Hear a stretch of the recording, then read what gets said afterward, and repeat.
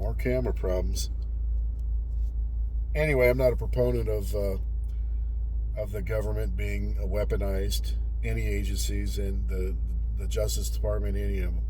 At the same time, I would love to see each and every dirty SOB in the Biden administration that has committed crimes against America, crimes against the citizens, with their corruption, with their BS, all the crap that they've done. I would like to see each and every one of them held accountable. Biden himself and a lot of people in his administration need to be facing treason charges. You can't basically facilitate an invasion of our country. They facilitated an invasion. They literally facilitated an invasion of our country. How is that not treason? Mayorkas, treasoner. Biden, treasoner. Harris, treasoner. Now, will they ever be held accountable? Highly doubt it. Highly doubt it. All these bureaucrats now dumping billions of dollars, basically stealing billions of dollars from the American people to fund basically all these Democrats and liberals that are popping up these all of a sudden all these nonprofits. Unbelievable. Unbelievable. Hold them accountable. Hold their feet to the fire. This isn't some witch hunt that they did to Trump where they're trying to invent laws and invent shit so that they can have their little liberal judges and their liberal juries find him guilty and say, oh, he's a felon, he's a felon, he's a felon. Nobody fell for your crap. Nobody fell for it. The idiots on the left, now we could call him a felon. Idiots. What the hell's wrong with you people? Seriously. Seriously. Now, I'm not going to go into a big, long diatribe about why Trump won this election, why the country's turning red and all this stuff, but you're doing it to yourselves. You people are evil. You are wrong, and it's obvious. And you're just going to lose more and more and more support. I'm not a Republican.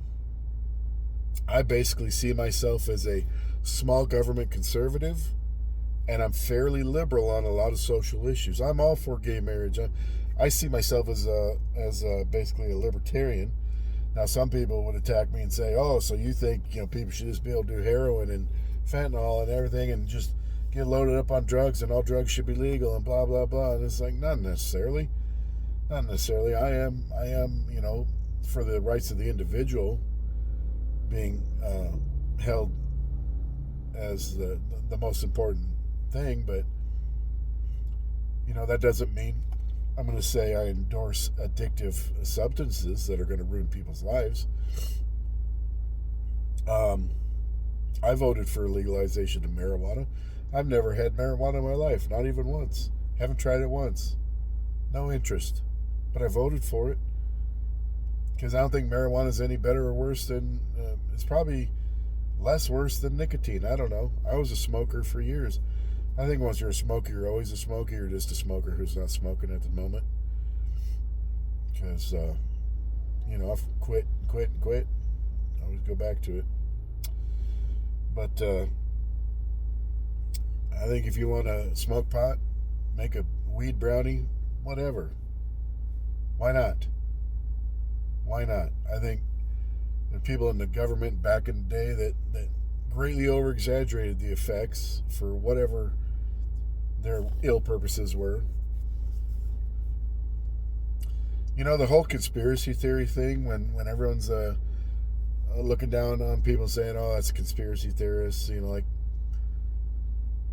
when they turn around and say, well, maybe JFK was assassinated by the CIA or the FBI or whoever, or, all this stuff that was a conspiracy and now it's been proven to be true. my question is, what conspiracies are going on right now? What's going on right now? What dirty crap are they pulling right now that we haven't figured out yet, or we think might be going on, but we don't have the proof yet, or we haven't had the whistleblowers, or what's going on right now? Because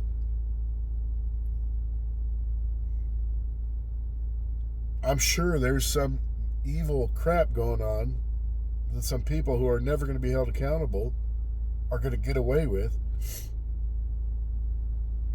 Unbelievable. So anyway, if we can figure out how to get rid of corruption in government, get rid of this dark deep state, whatever you want to call it, these unelected bureaucrats that have way too much power and have the government rigged to secretly fund whatever crap they're up to. Hopefully that whole Doge thing cleans up some of that stuff and cuts off some of those funding lines so that at least these people aren't getting taxpayer money. So that's my rant about current events in government. Seems like the camera's still going. I don't know what the hell I'm doing, and I'm going to have to figure out how to stitch together all these individual videos. Let's see what I missed and what's... Second day, and I'm already flailing. Talking more about the whole relationship situation.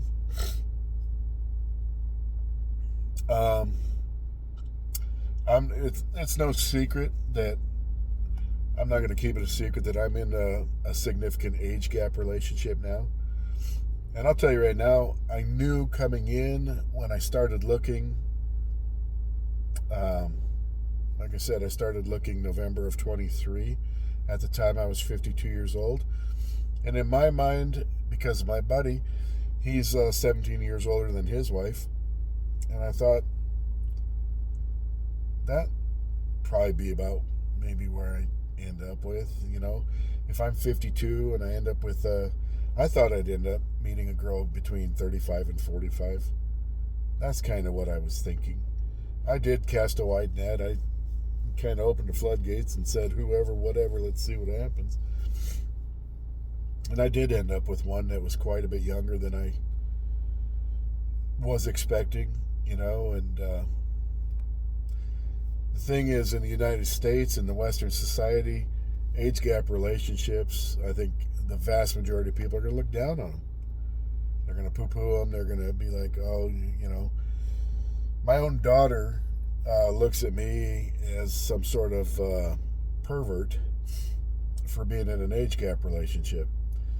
And it's funny, you know, if I was a billionaire on a 80-foot yacht and I had a bunch of 18-year-olds skinny dipping off the back of the yacht, you know, those guys, that's cool because they got $1 billion, you know, but if I come over here looking for a relationship and just happen to end up with a significantly younger person, then there's something wrong with me. Age gap relationships over here, almost no one cares. Can I say no one cares? No, there's people over here that don't approve of it. There's people over here that would never consider doing it themselves. There's people that don't like it. But for the vast majority of people in countries like this, they not only don't care, they support it. They think it's a great thing. They see value in an older man having experience and knowledge and wisdom and being, you know, more stable and more financially stable and more emotionally stable, you know, as opposed to maybe a girl hooking up with a guy the same age that's maybe going to knock her up and head for the hills, and she'll never see, you know, just whatever.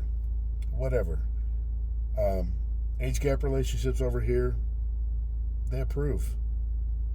It's accepted. It's not a big deal. Not exactly what I was looking for. Like I said, I figured 35 to 45 would kind of the range I'd end up with. And I ended up with a girl in her 20s. That's who I met. We clicked. We clicked from the start. It just wasn't, Like I said, wasn't really what I was looking for. I wasn't against it, but it wasn't what I was looking for. Um, I didn't go searching. I was like, who's turning 18 today? I wasn't that guy. She contacted me first, so blame her. Don't look at me. I'm the victim here. Whatever. Anyway, I'm so lucky. I wound up with such an amazing, amazing woman. Um, I gotta admit, she's way out of my league. Don't tell her. Don't tell her. I don't want to figure it out, but she's way out of my league. She's fantastic. More than I've ever deserved. So, it is what it is. I am in an age gap relationship. If you got a problem with it, I don't care. I don't care. If you want to drop rude comments, talking about it, whatever, I probably won't even read them. Or I won't respond. Or I'll. Who knows? Who knows? I know a lot of people want to act holier than thou and make their little comments, but mentioned yesterday the price of land over here. It varies widely. I'm on Cebu Island. Cebu Island is a long, thin island that's kind of between two bigger islands. And it's one of the more highly populated islands. Cebu City, I think, is the second largest metropolitan area after Manila and CG, whatever the little developed area near Manila is. It's very, very densely populated.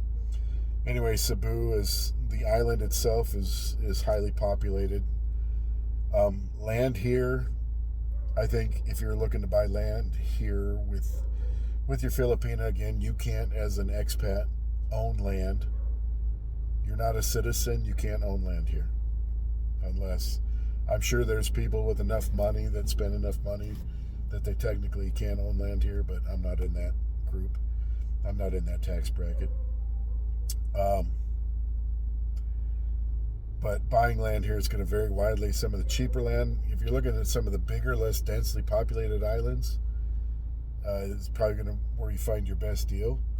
Now, my girl wants to stay on Cebu Island, so we're kind of stuck with those prices. Which it's a higher populated area, land is more scarce. I don't think a lot of people here are buying land as an investment and then turning around and selling it. That's kind of the feeling I got at first when I started looking at land and stuff. It's like, man, somebody bought land for hardly anything 30 years ago, and now they want to turn around and sell it and act like there's a gold mine under each piece of land they're selling, and with the prices they're charging, and then they just want to make a lifetime money off selling one little small piece of land. And whether that's true or not, I don't know. I look at land from the practical aspect of, if it's farmland, you have to calculate what crops can it grow, how much can it produce, what's the value of those crops. That's how you figure out the price of farmland, is based on what it can grow. A farmland is not worth more than what it can produce. Business real estate is not worth more than what it can produce. Real estate, as far as retail and whatever, manufacture, that commercial land is not worth more than. I mean, there's a formula to figure out what stuff's worth. I know in once you get to residential real estate, then it becomes a lot of location, neighborhood, and the price is the price that the buyer and the seller agree on. And it's, I don't know, here it just seems like you can, I said yesterday that everything here is by the square meter.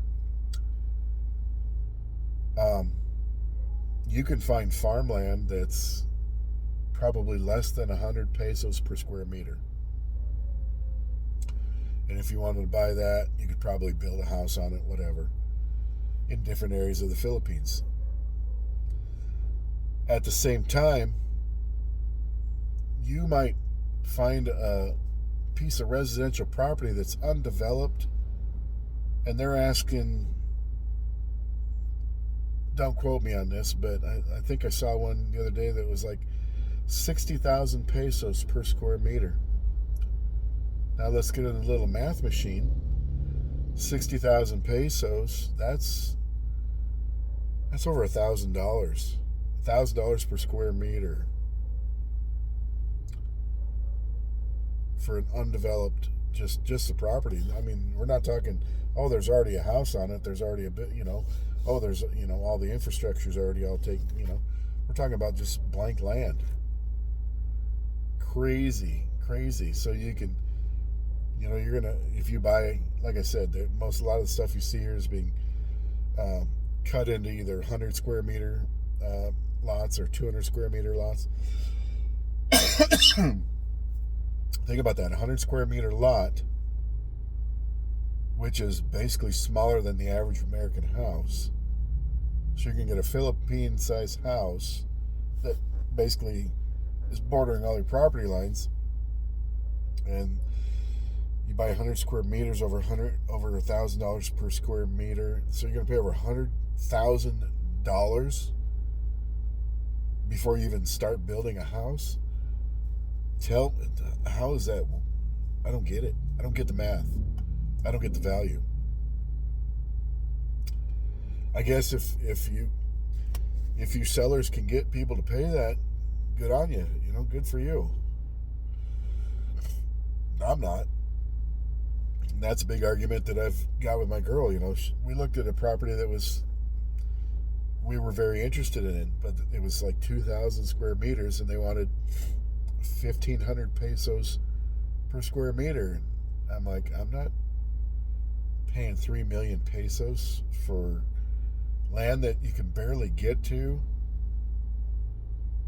I mean, the road to it was, and then we were basically going to have to figure out how to construct a turnoff from the little road that was to it, going up this way, to make a driveway that way, where there's a guy here and a guy here, and you're going to have to figure out how you're going to get a driveway between these two properties that who knows if you're even going to have access to get to it. I'm like, no. I said we can offer a lowball them, but if they're not going to even consider a lowball offer, I'm not paying 3 million pesos for land out in the middle of nowhere that hasn't got a thing done to develop it. So I think a lot of people run into land where someone dies, they inherit the land, and then it's just sell it for as much as we can get out of it, try and get rich off the deal. So grandma bought land for a couple pesos back in the who knows when, and now grandma's passed on. I've heard a lot of family big fights and arguments, fighting over land. Nasty business. Anyway, you're an expat. You can't own land anyway, so don't worry about it. Just if you haven't come over here yet, and you come over here and you're thinking, oh, now I've met this little girl and she wants us to buy land and build a house. Just be ready for some sticker shock when you see what people are asking for these little lots. It's not good. Anyway, that's not to talk down about the Philippines. Still love it here. Love the people. Like I said, if you can get people to pay those prices, good for you. I see a lot of comments in some of the channels I watch. Some of the stuff I'll dip down in the comments, whether I want to leave a comment or maybe just see what people are saying. And if you're going to a foreign country to meet girls, you are putting yourself at risk to be scammed. That's all there is to it. But I'll see guys go in there and drop comments and act like every single girl in this country or another country or whatever, that every single one of them is all the same. That guy had a bad experience, and maybe he had two or three bad experiences, whatever. Now he thinks every single one of them is bad, and everyone's going to have the same bad experience. Everyone's experience is unique. Everyone's experience is unique. Now I will say,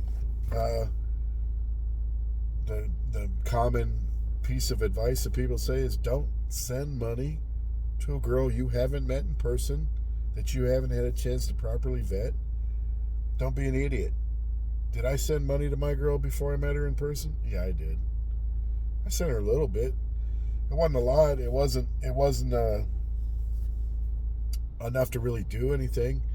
It was basically enough to say, hey, if we're going to get in this relationship and I'm going to be coming over there and I'm going to need to figure out how to get my money from here to there. I basically wanted to test the waters. I wanted to send a small amount to make sure I could send money here, because it's not always the best to take your American debit card and walk into an random ATM, and start pulling out money, because you can only do 10,000 pesos at a time max, doing it that way. And some of these you're going to pay a pretty significant fee, or a transaction fee, or the rate you get is going to not be very favorable. I like to send my girl money, and then we'll take her card, go to the ATM, and get away from getting gigged on all these big fees and everything. So that was my point. Everyone's experience is unique. Some people have good, some people have bad, some people have both. Don't listen to the people that have nothing but bad things to say, and be skeptical about the people that have nothing but good things to say. There are scammers. They exist. Guys have gotten screwed over pretty heavily. I heard a conversation today on the channel talking about one guy interviewing another guy, talking about guys that go to a foreign country, meet a girl, bring her back to the United States to marry her, marry her there, and bring her back.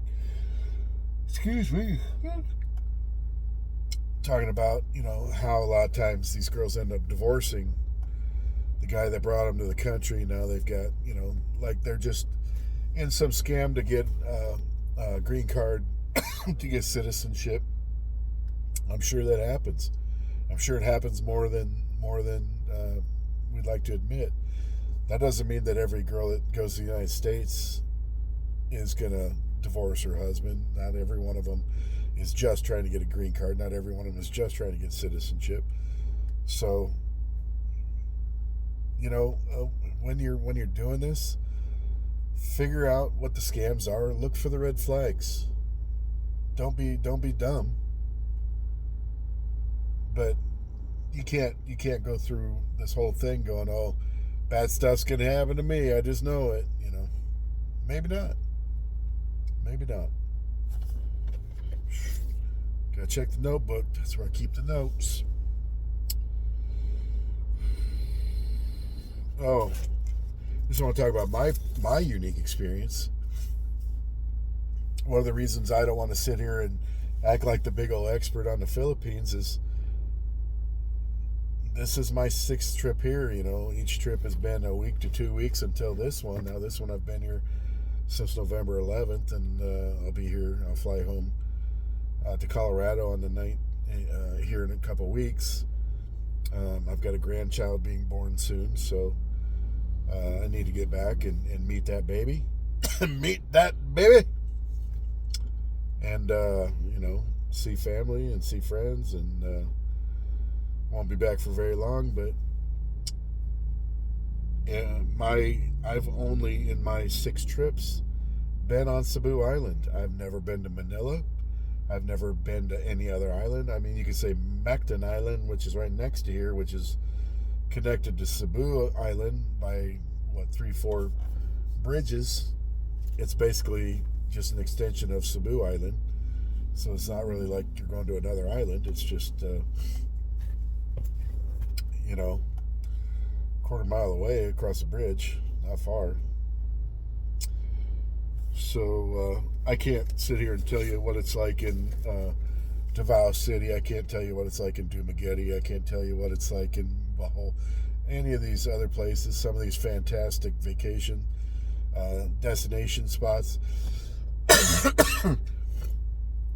Heck, I haven't even been to most places on Cebu Island. I haven't been to the waterfalls yet. You know, we went one time. We were thinking about it, but you know, this old boy's got bad knees. I can't walk for too long, and I'm on the ground crying in pain because I got bad knees. I need knees replaced. So you know, when you want to go to the waterfall, and they say, "Oh yeah, that's a canyoneering trek to get to it. It's beautiful," and it's like, well, how long, how far, you know? Anyway, some good beaches here, not a lot. Um, One thing I've realized is that their version of what a beach is doesn't really jive with, I think, what Americans' idea of a beach is. I think if you're an American and you hear the word beach, you're thinking of a sandy beach, an actual sandy beach where people are going to swim and the sand goes out a ways, and I think here basically any shoreline anywhere where land is touching water, they call it a beach. And I've been to a couple of these beaches, and it's like you can't barely even go in the water because it's just all rocks and coral and no sand in sight. So just be aware if you come here and you want to go to a beach, do your research, look at where you're going. Make sure your beach is actually a beach if that's what you're looking for. The one place I've been here on Cebu Island that is an actual beach is over by, I'm going to murder this, Moalboal. I can't say that place. Moalboal. Moalboal. Anyway, White Beach. There's a couple different places over there called White Beach. Make sure you go to the one that's the actual White Beach. Because the other White Beach is private and you can't get to it anyway. But there's cool stuff to do here. Whale watching, the whale sharks. People go dive with the whale sharks. People go do different stuff like that. The Philippines is amazing. There's so much to do over here. I haven't done 1% of it, but that's my experience. So I'm no expert. So I'll tell you what I know. I'll tell you what I've experienced. But that's where the story's going to stop. What else? Let's wrap this up. Oh, another thing. Is it just me? Is it just this area? I don't know. I thought coming over here maybe mosquitoes would be a bigger problem. And I'm not going to say I haven't seen mosquitoes or been bit by mosquitoes. I have. But, I mean, I kind of had a feeling that it was just going to be swarms and swarms and swarms of mosquitoes. And it hasn't been. I'll tell you what I've noticed. Tiny ants. These tiny, tiny, tiny ants. They get everywhere. All three places that we've lived since I've came here. If you got anything they're slightly interested in, there's going to be a trail of them coming from who knows where, and this could be anywhere in your domicile, whether if they think they found food or whatever. So, yeah, I actually had them here.